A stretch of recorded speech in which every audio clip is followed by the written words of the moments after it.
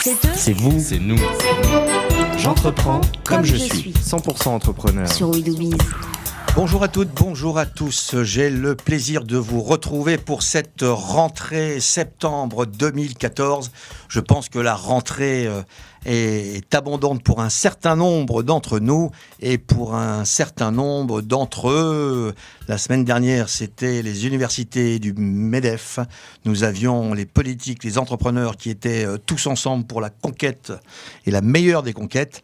Et on se retrouve sur We Do Biz, la radio 100% entrepreneur, pour notre émission We Move J, l'émission qui donne envie aux jeunes gens de créer des entreprises, de développer, d'embaucher et d'être le futur que nous souhaitons bien évidemment extrêmement positif. J'ai avec moi aujourd'hui, ça sera pour tout le mois de septembre, compagnon de route, mon grand témoin entrepreneur. Mon grand témoin entrepreneur, c'est Jean-Pierre Lafont. Bonjour. Bonjour Jean-Pierre, tu vas bien ? Très bien. En forme ? En forme. Donc Jean-Pierre Lafont, écoute, je vais te laisser te présenter parce que j'ai quelques chiffres, c'est 40 millions d'euros de chiffre d'affaires, c'est 400 salariés, Exact. c'est l'informatique, mais je t'en prie, vas-y. Informatique. Donc, société créée en 1989, SS2I, prestations en informatique, spécialisée dans toutes les activités d'infogérance et de régie dans tous les domaines techniques.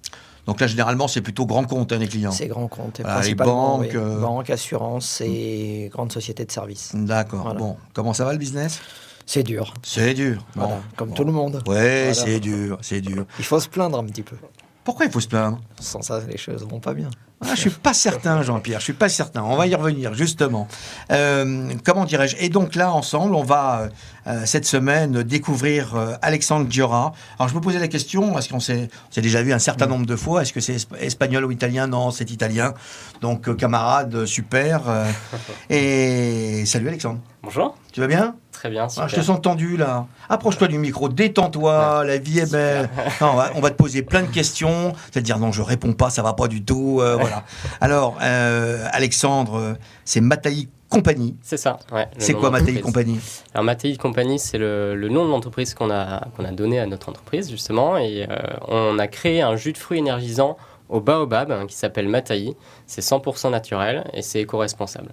Alors, puisque c'est pareil que chez BFM ici, hein, donc c'est la radio filmée, c'est pareil. Et donc, bien évidemment, on voit les produits, on peut les montrer. Bien sûr, alors ça, c'est le fruit du baobab. Ouais. Donc souvent, on me demande comment c'est à l'intérieur, donc j'en ai apporté un ouvert.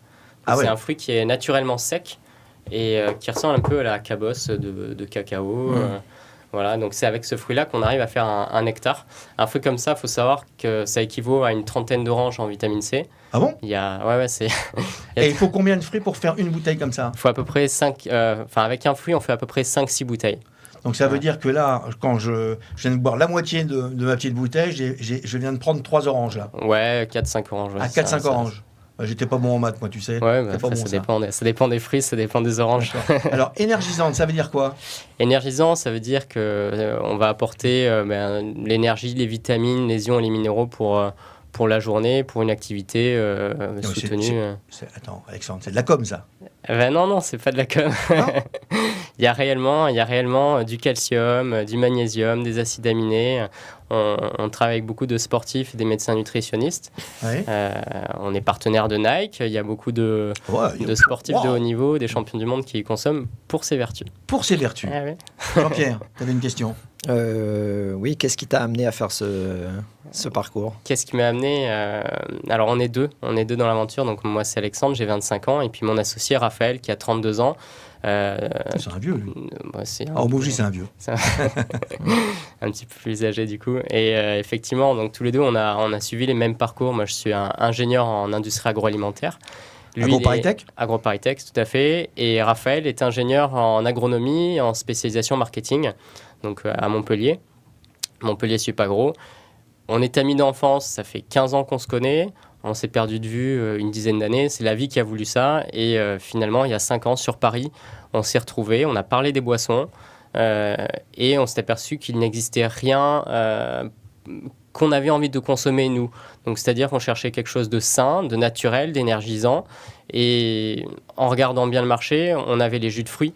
on avait les boissons énergisantes, mais on n'avait pas les jus de fruits énergisants. Et on a voulu créer cette nouvelle catégorie de boissons en innovant dans le secteur des liquides. Et il nous fallait le jus de fruits énergisant, donc le fruit énergisant. Donc on a fait appel à notre mémoire, notre passé. Moi j'habitais 5 années en Afrique quand j'étais plus jeune, donc je connaissais le baobab pour toutes les légendes qui y étaient associées. Mon associé avait travaillé sur les vertus du fruit. Et voilà, on a poussé les recherches et on a créé la boisson. Alors ça vaut combien une bouteille comme ça ? Bon, mais alors en moyenne ça va être 3 €. Mais ça va dépendre du magasin. Oui. 3 €, tu es dans le haut de gamme du prix, là. Voilà, c'est ça. C'est une boisson citadine. Elle est vendue dans tout ce qui est snacking haut de gamme citadin. Donc, pour donner un exemple, c'est Colette à Paris, Lafayette Gourmet, Le Bon Marché, dans tous les Nature et Découvertes. Donc, on est quand même sur un réseau de distribution assez spécialisé et qui correspond à la cible des consommateurs qui est susceptible de boire Mattei. D'accord. Alors, Mattei Compagnie a été créée en début 2013, c'est ça ? Voilà, c'est ça, voilà. début 2013. Tout à fait. Vous y êtes allé à deux, avec un petit capital. Oui, voilà, c'est exactement ça. Alors, juste parce que je vais m'arrêter 2 secondes, je coupe la parole, je me permets. Problème. C'est de l'industrie agroalimentaire. Oui, c'est de l'industrie agroalimentaire finalement. Finalement, c'est ça. Donc avec 10 000 €, on peut lancer un business pour créer un produit dans l'industrie agroalimentaire. On a fait appel à nos compétences, à notre réseau, mais effectivement, ça a commencé de manière artisanale, il faut bien commencer. Et maintenant, c'est un produit qui est industrialisé, oui. Effectivement, qui est produit dans une usine. Voilà. Où ça ?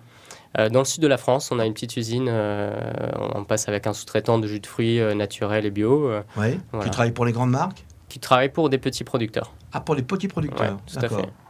Et on a souhaité garder ce côté proximité, ce côté français, de fabrication française. Après, le baobab, il ne vient pas de France. C'est ce que j'allais dire. Moi, je veux bien la fabrication, mais tu me diras où on trouve du baobab en France, quoi. Ouais, non, il ne vient pas de France. Alors, on est parti en Afrique. On est parti au Bénin avec Raphaël. On a créé une coopérative là-bas. Ouais. Et maintenant, c'est une coopérative qui tourne. Il y a 4 salariés à temps plein. Et on travaille avec des associations de femmes pour la cueillette sauvage sur des arbres centenaires qui sont dans la forêt et qui vont ramasser ces fruits-là avec des perches. Ces fruits, alors il y a une petite opération mécanique, manuelle à la coopérative. Ils sortent la pulpe et cette pulpe-là, ils nous l'envoient par bateau en France. Et c'est en France qu'on fabrique. Et alors, c'est dans des bidons, dans quoi ? Alors, la pulpe... Le liquide. Alors la pulpe, elle est naturellement sèche, donc elle vient dans des sacs, comme dans des sacs de farine. D'accord. Et après, le liquide, il est directement conditionné à l'usine. D'accord. Voilà. Ça marche comment ?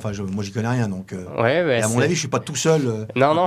Jean-Pierre, toi, peut-être que tu sais. J'écoute. Non, pas du tout. J'écoute. Donc comment ça se fabrique ? C'est une bonne question. On va prendre un cours un petit peu là. C'est une bonne question. Alors, il y a un savoir-faire. On a fait 2 ans de recherche et développement pour formuler la boisson, puisque comme c'est un fruit sec, donc on ne le presse pas pour faire un jus.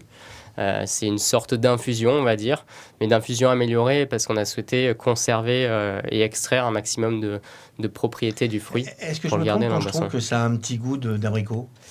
Non, ça ne m'étonne pas. La plupart des gens me disent « Ah, ça ressemble à la poire, à l'ananas, à l'abricot ».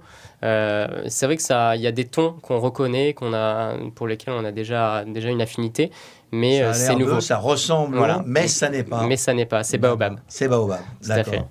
Et alors donc, cette aventure début 2013 avec c'est ton colloque, j'allais dire. Oui, Raphaël, mon associé, tout à fait. En 2013, vous partez avec 10 000 €. C'est avec 10 000 €, il a fallu trouver de l'argent, il a fallu faire du love money en plus pour non pas au capital, parce que là, c'était peut-être vos économies à vous. Oui, alors moi, j'étais encore étudiant. Raphaël avait un travail. Ça, on connaît bien en Mouv'J, entrepreneur étudiant, on connaît bien. C'est ça. Et donc, effectivement, il y a ce moment-là où on a l'idée et on avait déjà une maquette, on a fait ce qu'on appelle des kitchen tests, on faisait dans notre cuisine, on présentait le produit. Et après, il a fallu trouver de l'argent. Donc, c'est effectivement le love money, love business, comme on appelle. On demande à la famille, aux amis de nous aider à lancer et à créer notre premier stock. Et après, c'est sur les ventes de ce stock qu'on arrive à financer la croissance et le donc, développement. c'est 100% naturel ? C'est 100% naturel. Et alors, dans mes notes, c'est éco-responsable. Alors, Éco-responsable. tu m'expliques, là. Pourquoi c'est éco-responsable? Bien justement, en fait, on a créé la coopérative au Bénin en commerce équitable. Au Bénin. Au Bénin, ouais, tout à fait. Donc on Pas de a, problème au Bénin en ce moment, là. mais je croise les doigts. Pour l'instant, ça va. C'est c'est un beau pays. On peut faire la révolution, t'es 4 salariés. J'espère pas. Il n'y a pas de syndicat là-bas. À mon avis, au Bénin, il n'y a pas de syndicat. Non, il n'a pas de syndicat. D'accord. Voilà. Et puis alors, on a plusieurs fournisseurs. Le principal est au Bénin et on reproduit le modèle au Sénégal. Il y a beaucoup de pays producteurs de baobab maintenant en Afrique. Voilà, donc on essaie de développer ça. Et donc c'est éco-responsable parce qu'on est en train de créer un parc de baobab sur place au sein de la coopérative. Donc c'est une pépinière Au Bénin? au Bénin. D'accord. Et l'idée, c'est de replanter des baobabs et d'avoir une production au sein de la coopérative. Voilà. Ah, c'est l'autosuffisance, là. Oui, l'idée, c'est ça, c'est d'avoir de l'autosuffisance, puisque là, actuellement, on se fournit sur des arbres qui sont centenaires, qui sont sauvages. Donc, on fait plusieurs kilomètres pour aller les cueillir, Ouais. cueillir les fruits. Et bon, l'idée, c'est de centraliser, d'optimiser la logistique et pas mal de choses. Et puis, derrière ce projet de pépinière, il y a tout un travail pour protéger l'écosystème du baobab, puisqu'il y a des pollinisateurs naturels. Voilà. Et puis, peut-être à plus long terme, quand les baobabs sont grands, on fera comme l'allée des baobabs à Madagascar, qui est un lieu touristique où les gens pourront venir visiter et admirer cet arbre légendaire de plein pied dans une forêt de baobab. Alors, en préparant l'émission, tu nous as expliqué avec Jean-Pierre que tu étais sur un projet de créer un système qui permettait, j'allais dire, d'acheter peut-être un baobab. J'ai pas tout compris. Oui, c'est ça. Alors, on va le lancer prochainement. C'est un projet qu'on est en train de développer et qui promet. L'idée, alors ça s'appelle Adopte un baobab. Donc, on va proposer à Vous notre... connaissez Adopte un mec? Voilà. Vous connaissez, il y a un autre truc qui est sorti, mais Adopte un baobab, on ne connaissait pas encore. Ouais, bah, c'est C'est plus lourd. Vous connaîtrez. C'est plus lourd à adopter, ouais. Et C'est grand comment un baobab? c'est très grand, ça peut faire... Très large. Ouais, très large. Ça peut faire 40 mètres de circonférence. Ouais. Donc Ouais. c'est immense, ça peut vivre plus de 3000 ans. Ouais. C'est un arbre vraiment légendaire. En Afrique, il y a plein d'histoires. On l'appelle l'arbre pharmacien en Afrique. Ouais. L'arbre pharmacien, pour les vertus, ils s'en servent plutôt dans la médecine traditionnelle. Voilà, et donc Adopte un baobab, en fait, c'est de proposer aux gens de financer la plantation d'un baobab et d'adopter un baobab qui sera donc planté à la coopérative au Bénin. Voilà, donc c'est un geste responsable de reforestation et puis ça va créer une activité économique là-bas puisqu'il faut des jardiniers, des gardiens, il y a plein de choses de conséquences intéressantes. Jean-Pierre? C'est passionnant. Je trouve Ouais. que c'est une excellente idée et je vois que les jeunes ont de plus en plus d'idées fabuleuses et que le marché est en train de rebondir sur des choses qui sont vraiment passionnantes, quoi. Parce qu'on est... avant, on avait un marché qui était relativement centralisé sur des métiers assez simples. Tout le monde faisait à peu près la même chose et aujourd'hui, vous créez des choses qui sont assez merveilleuses avec des produits assez novateurs. Vous allez chercher des compétences dans le monde entier et vous arrivez à mettre des outils qui sont vraiment super. Donc moi, je suis assez impressionné parce que vous êtes capable de faire les uns et les autres. Et je trouve comme OJ, chaque fois que je rencontre des jeunes, c'est des idées plus fabuleuses les unes que les autres. Et il y a une certaine magie qui nous interpelle, nous les entrepreneurs, et qui nous font nous passionner pour vos opérations et nous dire, tiens, c'est vraiment bien qu'on puisse participer à ça et qu'on puisse vous aider, qu'on puisse être des accompagnants actifs dans votre développement. Voilà. Alors, ce qui est très étonnant, parce que là, c'est très complet, et ça m'arrive, c'est que j'envoie des projets dont je dis, tiens, ça, c'est un petit peu de la com, tout ça. Je trouve qu'il y a une vraie cohérence entre la coopérative, lancer cette activité, des salariés sur place, créer une pépinière, ce système éco-responsable. Je trouve que ça paraît évident, mais c'est bout à bout, il y a toute une conception, il y a tout un principe. Tout paraît facile comme ça de l'extérieur quand nous on le voit maintenant, mais en fait... Nous, on le voit facile, mais voilà. à mon avis, lui... Ça ce qui serait prend peut-être du temps. intéressant, c'est que tu nous parles un peu de comment vous avez monté toute l'organisation, quoi. Comment c'est monté, Voilà. oui. Alors, nous, on avait vraiment cette volonté de vouloir que... Enfin, notre produit, il fallait qu'il raconte une histoire. C'est bien beau, il y a beaucoup de boissons qui se lancent. C'est un marketeur qui a une idée, qui demande à un sous-traitant un full service et qui lance sa boisson. Et voilà. Mais derrière, il n'y a pas d'histoire à raconter. Et nous, on s'est dit, ça peut être notre force. Et puis, on souhaite que ce produit soit à notre image. Donc, ils mettent toutes nos valeurs. Donc, on est ingénieur agro, on est proche des agriculteurs, on est proche de la terre, proche des courts-circuits, enfin, des circuits courts. On avait compris. Voilà. Et on a essayé, en fait, on avait un ADN, on a créé un ADN d'entreprise et on a essayé de suivre ce fil conducteur. Donc, ça a été très long. On a mis 5 ans avant de démarrer, de lancer la commercialisation du produit.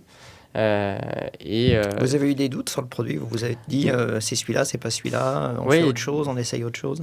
Mais des doutes, on en a tous les jours. Après, voilà, l'innovation, c'est aussi ça, c'est d'avoir une idée. C'est un time to market, faut que le marché soit prêt à l'accepter. Donc c'est un peu un pari aussi parce que les études de marché ne sont pas toujours faciles à interpréter. Et c'est un risque qu'on prend, mais voilà, a priori, le risque, on l'a pris et c'est bien accepté, ça marche bien. Et c'est un peu l'étape de création, moi j'ai envie de dire, d'un point de vue personnel, c'est le Mouv'J qui m'a aidé à la passer. Parce qu'on avait cette idée-là, j'étais étudiant, et on a présenté le projet à des concours nationaux. Et c'est quand on a vu qu'on a été finaliste ou lauréat d'autres concours, puisqu'on a passé d'autres, on s'est dit, mince, notre idée, elle plaît vraiment. Qu'est-ce qu'on fait? On crée l'entreprise, on propose ça au public, on propose ça sur le marché. Et voilà, après, c'était débat avec les parents et l'entourage. Et finalement, oui, C'était quoi le problème avec les parents ou le débat? Même, je ne vais pas en parler de problème. Oui, bah, c'est classique. Quand ils ont financé pendant 5 ans des études. Voilà, c'est un peu ça. Il va falloir que je me garde le tanguy encore pour ma maman à la maison. C'est un peu ça, parce qu'en fait, ils ne se rendent pas compte non plus de ce que ça peut être. Puis nous non plus, on part plein d'excitation. J'étais en stage chez Danone, je pouvais... Une start-up. Voilà, petite start-up Danone, comme tout le monde connaît. Et bon, j'ai un diplôme qui me permettait d'avoir un boulot rapidement, intéressant. Et voilà, donc pour mes parents... se demander pourquoi je crée une entreprise et pourquoi je souhaite galérer, entre guillemets. Alors justement, encore pourquoi un peu, c'est ça, c'est le goût du risque, le goût de l'aventure. Au quotidien, avec Raphaël, on pratique beaucoup de sports outdoor, comme on dit, des sports de nature, où il faut toujours aller chercher de la sensation. Et donc, c'est peut-être ce goût-là de l'adrénaline. Et puis la volonté de changer les habitudes de consommation et d'avoir quelque chose d'enfin bon pour la santé et qui apporte une alternative à ce qu'il y a sur le marché actuel. Mais est-ce que c'est véritablement bon pour la santé? Là, on peut se dire, c'est du marketing, c'est comme tout le monde, parce que des boissons, tu l'as dit, il y en a plein, je veux dire. Il y a des, je sais pas, des brevets là-dessus. Oui, alors il y a plein d'études sur les vertus du fruit. Hein. Maintenant, on l'utilise de plus en plus dans la pharmacopée et les cosmétiques. Donc oui, c'est avéré qu'il y a des vitamines, des ions, des minéraux, des acides aminés, plein de choses. Donc voilà, il n'y a rien à prouver. Après, oui, c'est bon pour la santé. Alors aujourd'hui, ça fait 1 an et demi. Il y a combien de petites bouteilles cadettes comme ça qui ont été vendues alors, on a commencé sur le marché français et puis de plus en plus, on va à l'export. Petit export pour l'instant, on commence avec la Belgique, l'Italie, les Pays-Bas. On vient d'ouvrir la fête gourmet de Berlin, donc on est très fiers. Super. Voilà, petit à petit. Donc là, c'est quelques dizaines de milliers dizaines de milliers, non, c'est peut-être un peu beaucoup. Je sais pas, moi. Ouais, enfin bon, quelques bouteilles quand même vendues. Alors, tu parles tout le temps de Raphaël. Vous êtes sur la structure française, vous êtes que 2? Oui. D'accord. Et vous répartissez le boulot de quelle manière? Alors, ça a été assez facile à faire, c'est par affinité. Moi, je m'occupe du produit, donc tout ce qui est logistique, fabrication, gestion de l'entreprise, on va dire, je suis plus en arrière. Raphaël est sur la marque, donc communication, marketing, relations presse. Voilà, donc on a scindé nos compétences comme ça. Et puis après, on travaille, on a des stagiaires, on a des prestataires, pas mal de gens qui nous aident à boucler la boucle, entre guillemets, puisque évidemment, à 2, il y en a des choses. On ne peut pas tout faire. Je reviens sur... on arrive on est déjà arrivé dans la deuxième partie de l'émission. sur cette envie de créer. Qu'est-ce qui t'a donné, toi, Jean-Pierre, l'envie de créer une boîte ? L'envie, certainement, à la base, de se dire je vais être mon propre patron, je vais me libérer de l'emprise d'une entreprise qui me faisait travailler dans un premier temps. Tu avais travaillé en tant que salarié ? J'avais travaillé en tant que salarié pendant pas mal d'années, oui. Et puis, c'était l'envie de se dire maintenant, je vais acheter ma liberté et je vais être capable de faire comme eux et de faire aussi bien, sinon mieux. Est-ce que c'est une vraie liberté que celle de chef d'entreprise ? C'est ce qu'on croit le premier jour. Ah oui, d'accord, je comprends mieux. Ensuite, on s'aperçoit de la vérité, mais c'est pas grave. Voilà. Mais c'est vrai que c'est passionnant. C'est passionnant. C'est une histoire qu'on écrit tous les jours. C'est un livre qu'on écrit tous les jours et c'est une merveille. Donc ? Moi, je suis impressionné. On parlait de mimétisme avant le début de l'émission. Et c'est vrai qu'à travers le programme de mentorat ou des exemples comme on a aujourd'hui, moi, je ne peux que m'inspirer et demander des conseils. J'ai tous les chakras ouverts pour... Et justement, alors le rêve de Mattei Compagnie, c'est quoi ? Enfin, pour toi, ton rêve à toi ? Moi, on parle de liberté, c'est aussi ça, c'est la liberté de créer, de prendre des décisions. Et puis, au niveau de l'entreprise, c'est d'élargir le réseau de distribution, d'avoir des employés. C'est dans combien de points de vente, là, actuellement Alors, on a à peu près 300... C'est la marque, c'est Baobab Energy Juice. Ouais. Faut en parler quand même, Mattei, parce que comme ils vont tous aller l'acheter maintenant... il faut aller l'acheter. Baobab Energy Juice. Ton site internet, c'est quoi ? C'est matteidrink.com, www.matteidrink.com. D'accord. Donc, combien de points de vente ? À peu près 350 points de vente en France et Belgique. D'accord. Et c'est le début, l'Italie ? Non, l'Italie, ça fait déjà un petit moment, mais je ne saurais pas dire précisément combien il y a de magasins. Alors, on va arrondir à 400, allez. Et qui est-ce qui s'occupe d'aller vendre dans le réseau de distribution ? C'est toi ? C'est Raphaël ? Alors, on est tous les deux commerciaux. Hein, Ouais, on fait tout.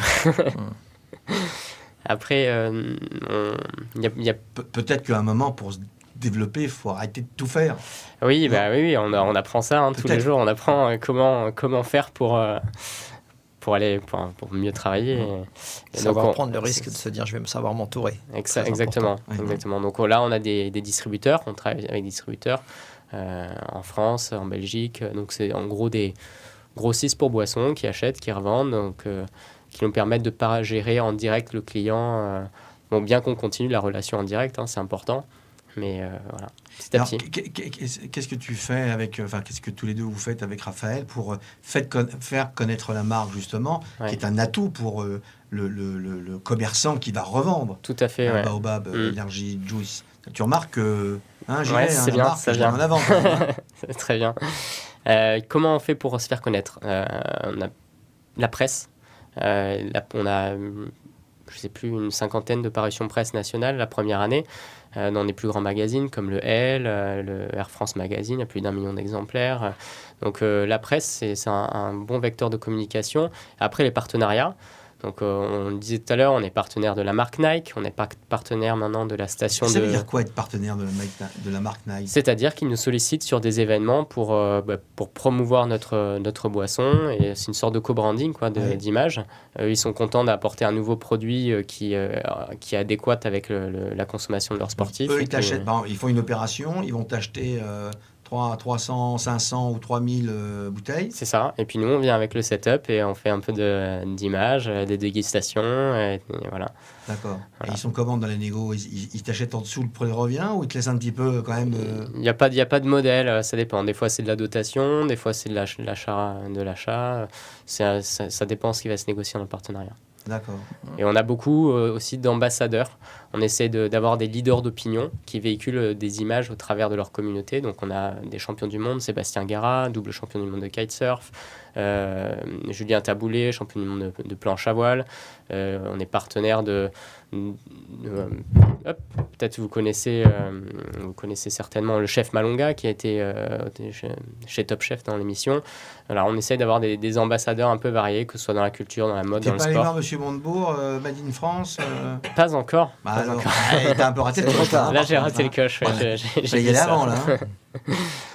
Donc pas de politique qui sont toujours en train de faire un speech avec la bouteille à côté. Ça serait bien. Parce qu'il faut de l'énergie, il en faut quand t'es. Ça serait bien. Je lance un appel à Monsieur Montebourg c'est pas trop tard. Ah, ça, j'en sais rien, j'en sais rien. Et, comment dirais-je tout à l'heure, on parlait avec Jean-Pierre, donc ton entreprise est cotée en bourse. Oui. Voilà. C'est des sujets auxquels vous rêvez de temps en temps avec Raphaël, ou c'est un truc, je sais même pas comment ça marche, je sais même pas ce que c'est. Moi, ça me dépasse. Pour l'instant, ça me dépasse. Là, on est dans un autre stade de développement. J'espère qu'un jour, on se posera ces questions-là. Mais chaque chose en son temps. C'est peut-être pas aujourd'hui, mais bon, demain peut-être. Et comment moi, j'aimerais savoir comment ça se passe, l'entrée en bourse. Voilà, c'était le sujet qui arrivait de l'autre côté. C'est vraiment difficile. Automatiquement, quand on arrive à une taille qui est une taille critique, où on a une situation qui devient compliquée pour pouvoir servir les clients, parce qu'automatiquement, le client atteint une zone critique de nombre de collaborateurs, par exemple dans mon type d'activité, pour pouvoir continuer à se développer. Mais il faut savoir grossir. Donc grossir, ça veut dire soit fusionner, soit acheter. Et pour acheter, il faut beaucoup d'argent. Et donc automatiquement, il faut trouver une solution. Et la solution, c'est d'aller en bourse pour pouvoir faciliter, entre guillemets, le développement. Et donc à travers le développement, créer une nouvelle capacité d'extension pour l'entreprise. Il y a combien de pourcentage, si ça doit être connu en bourse aujourd'hui? Aujourd'hui, il y a 20%. 20%, d'accord. Oui, voilà, qui sont sur le marché. Oui, donc là, c'est encore raisonnable. C'est très raisonnable. Oui, tout à fait. À contrôler, bien sûr. Ouais. Et ça s'est passé en quelle année l'introduction en bourse? 89. Ah ouais, 99. Ah non, pardon, j'allais 99. dire. La société a été créée en 89 et en 99, 10 ans après. 10 ans après. Exact. D'accord. Ouais. Et à l'époque, ça faisait combien de chiffre d'affaires? Je ne sais plus exactement. Ouais. Je sais plus exactement. C'était déjà assez impressionnant, mais c'était déjà pas mal. Voilà. En fait, c'était le groupe qui aujourd'hui avec qui on a fusionné, qui est entré en bourse. C'est pas nous qui sommes rentrés en bourse directement. D'accord. Voilà. Donc nous, on a rejoint un groupe en 2000 qui s'appelle Neurone, qui est un gros groupe français, qui lui était entré en bourse en 89 et qui donc, à travers son entrée en bourse, avait besoin donc d'un développement commercial. Et donc, dans le cadre de son développement commercial, est venu chercher AS International pour pouvoir grandir et grossir. Voilà. D'accord. C'est à ce moment-là que nous, on les a rejoints et qu'on a participé à leur introduction. À l'introduction. Voilà. Je crois qu'il y a un petit scoop qui va sortir prochainement sur le calibre. Oui, bien là, c'est imminent. On est en septembre et on lance la version familiale. Donc, c'est le format... Version familiale. Format 75 centilitres bio. Voilà. Donc, on souhaite le distribuer dans toutes les grandes distributions du bio et tout ce qui est coopérative. Voilà. Et ça sera plutôt pour les petits-déj, les brunchs? Et voilà, exactement. Tout ce qui va rester citadin, et c'est un format plutôt nomade qu'on va pouvoir emporter. Voilà. Et on espère pouvoir vous présenter les deux produits sur le CIAL. On prépare le CIAL là, en octobre, qui est le Salon international de l'alimentation. Et on est très fiers d'avoir notre stand là-bas. On attend beaucoup du CIAL pour rencontrer d'autres partenaires. Et voilà. Alors, ma petite question qui tue, est-ce qu'on arrive à se payer au bout d'un an ou pas encore? Ouais, c'est toujours la question qu'on pose aux entrepreneurs. Aux jeunes entrepreneurs. Aux jeunes entrepreneurs. Nous, à nos âges, heureusement qu'on a pu gagner un peu d'argent, parce que sinon... Oui, on arrive un peu à se payer, mais après, on est en phase de croissance, donc tout ce qu'on gagne, on le réinvestit. Ouais. Et j'espère qu'un jour, on arrivera à se payer correctement. Parce que là, la première année, on ne s'est pas payé. Là, ça fait 1 an et demi, donc petit à petit, on essaie de franchir le cap, mais pas trop endetter l'entreprise au démarrage aussi. Bien sûr. Voilà, Alexandre Diorrin, cofondateur de Mattei Compagnie. Alors surtout, cherchez dans les magasins gourmet Lafayette, c'est ça? Lafayette Gourmet. Lafayette Gourmet, pardon. Donc Mattei et Baobab Energy Juice. Donc c'est avec ça qu'on devient fort, parce que même les enfants maintenant ils vont devenir forts avec très fort. Pour le matin, pour aller à l'école, pour bien bosser. Surtout tu prends bien soin de prendre ton Baobab avant d'aller à l'école. Exactement. C'est la com qu'il faut faire. C'est les enfants qui disent qu'il faut acheter, leurs parents. Souvent. Souvent. On remarque. Voilà la fin de cette émission. La première émission de septembre, bien évidemment. J'aurai le plaisir de vous retrouver la semaine prochaine. Nous aurons le plaisir de les retrouver, Jean-Pierre, la semaine prochaine. Avec grand plaisir. On vous Au souhaite plaisir. une bonne semaine. Salut, ciao, à bientôt sur les ondes Merci. de Merci. We Do Biz, la radio 100% entrepreneur, avec l'émission WeMoveJ qui donne l'envie aux jeunes entrepreneurs de développer leur business. À bientôt, salut.